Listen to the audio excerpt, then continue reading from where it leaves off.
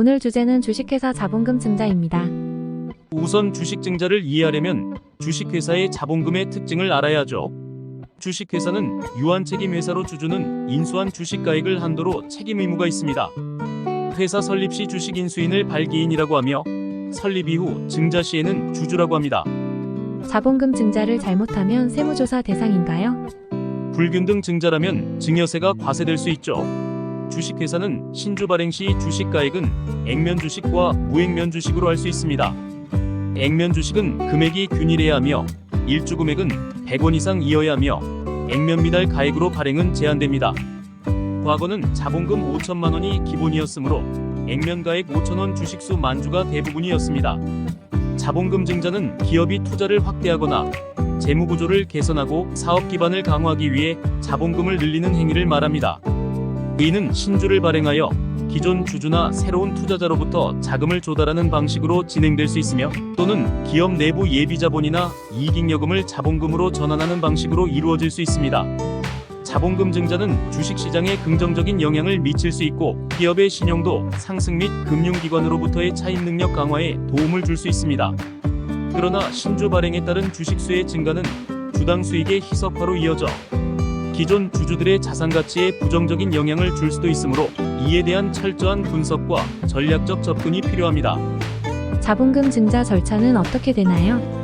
상법상 주식회사는 자본금 증자 시 정관에 규정이 없는 것은 이사회가 결정합니다. 이사회는 신주의 종류와 수를 결정하고 발행가액과 납입기일을 정하여 신규 주주로부터 자본금을 입금받습니다. 만약 부동산 등의 현물 출자로 자본을 증자할 수 있는데 이런 경우 감정평가를 거친 후 평가된 가액으로 증자해야 합니다. 증자에는 유상증자와 무상증자가 있죠. 유상증자는 기업이 자본을 확충하기 위해 주주에게 신주를 발행하여 자금을 조달하는 방식을 의미합니다. 이 과정에서 기존 주주들은 우선 청약권을 통해 신주를 매입할 기회를 갖게 되며 이는 주주의 지분율 하락을 방지하는 목적을 가집니다. 유상증자는 회사의 성장 전략 실행, 부채 비율 감소를 통한 재무 건전성, 운영자금 마련 등 다양한 이유로 실시됩니다. 주요한 점은 유상증자가 기존 주가에 미치는 영향으로 주가 하락 우려가 있으나 장기적으로는 회사의 재무구조 개선, 성장을 기대할 수 있습니다. 따라서 투자자는 유상증자의 목적과 조건을 면밀히 분석하여 장기적 투자 결정을 내릴 필요가 있습니다. 무상증자는 기업이 추가 자본금을 조달하지 않고 기존 주주에게 신주를 무료로 배정하는 방식으로 자본 구조를 개선하려는 조치입니다. 이 과정을 통해 회사의 발행 주식 총수는 증가하지만 회사의 자본 총액 변화는 없으므로 주식의 가치는 희석될 수 있습니다. 그러나 무상증자가 실시되면 주식수가 늘어나므로 주주들은 매매 가능한 주식수가 증가하는 혜택을 누릴 수 있습니다. 주요 목적은 주주가치 향상, 주가 안정화 및 주식의 유동성 증대입니다. 회사는 주가가 높을 때 무상증자를 통해 주가를 조정할 수 있고 주식 분산을 통해 대주주의 지분율을 낮춰 경영권 방어에도 활용할 수 있습니다. 주주들은 추가 비용 없이 더 많은 주식을 보유하게 되므로 미래의 배당 수익 증가 가능성도 기대할 수 있습니다.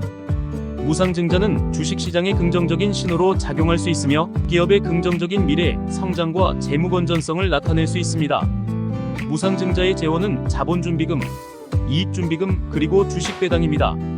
자본증자는 발행 금액에 따라 시가증자, 저가증자, 고가증자, 액면가증자가 있죠. 신주인수권은 증자할 때 발행하는 권리증서로 기존 주주에게 우선적으로 새로운 주식을 발행 가격으로 인수할 수 있는 권리를 부여합니다. 기존 주주는 자신의 지분율을 유지할 수 있는 기회를 갖게 되며 신규 투자자의 시장 진입으로 인한 지분 희석화를 방지할 수 있습니다. 신주인수권은 주주총회에서 결정되며 주식청약서의 인수권의 행사 기간과 조건을 기입해야 합니다. 주주들은 청약기간 내에 인수권을 행사하여 추가 주식을 취득하거나 주식청약을 포기할 수 있습니다. 신주인수권은 기업 재무구조의 개선, 경영권 방어, 자본시장에서의 자금 조달 방법으로 중요한 역할을 합니다. 만약 기존 주주가 유상증자에 참여하지 않으면 실권주가 발생합니다. 실권주는 기존 주주에게 초과 배정하거나 제3자에게 직접 배정할 수 있습니다. 그리고 실권주를 배정하지 않고 실권 처리하기도 합니다. 주주별 균등 증자는 주주가 소유한 주식 비율대로 신주를 인수하는 것으로 액면가액으로 증자해도 문제가 없습니다.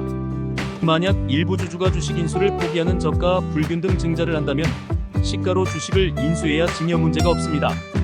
하지만 시가보다 낮은 가격으로 신주를 인수하거나 고가로 인수하면 주주 간 증여이제가 발생합니다. 불균등 저가 증자에 대한 수혜자는 주식을 인수한 기존 주주입니다. 저가 증자 시 실권주 재배정, 초과 배정 및 제3자 배정을 하면 증여이제가 성립하죠. 직접 배정 방식의 증자 등에서 주식을 인수한 주주와 제3자는 증여세 납세 의무가 생기게 됩니다. 그리고 실권주 미배정의 경우에는 실권주주가 상실한 이익을 그의 특수관계자가 얻었다면 증여가 될 수 있으므로 한도 계산을 합니다. 한도 금액은 증자이익이 시가와 30% 차이이거나 3억 원을 비교하여 증여 여부를 판단하게 됩니다. 마지막으로 전환사채도 자본금을 증가시킬 수 있습니다. 전환사채는 사채 권리와 주식으로 전환될 권리가 있죠. 전환사채는 자금을 조달하기 위해 발행하는 채권으로 채권자는 약정된 조건 하에 발행한 회사의 주식으로 전환할 수 있는 권리를 갖습니다. 전환 기능으로 채권자는 회사의 자본 성장에 참여할 수 있는 기회가 있으며 회사는 통상적인 채무보다 낮은 이자 비용으로 자금을 사용할 수 있는 이점을 줍니다. 전환사채는 발행 시 정해진 전환 가격과 비율에 따라 주식으로 전환 가능하며 이는 주식시장의 변동에 따라 채권자에게 유리한 투자의 기회가 될 수 있습니다. 전환사채를 이용함으로써 회사는 여타 금융수단에 비해 금융비용을 절감할 수 있고 채권자는 안정적인 이자 수익을 가지며 주가 상승 시 주식으로 전환하여 추가적인 수익을 기대할 수 있습니다. 그러나 주가가 전환 가격 아래로 하락할 경우 채권자는 주식보다 안정적인 채권으로 남아있을 수 있는 보호장치를 갖게 됩니다. 전환사채가 전환으로 전환되면 유상증자와 비슷한 효과를 나타내는데 주식수가 늘어나므로 주식가치가 희석되곤 합니다. 이것으로 유상증자 등 자본금 증자에 대한 내용을 마칩니다.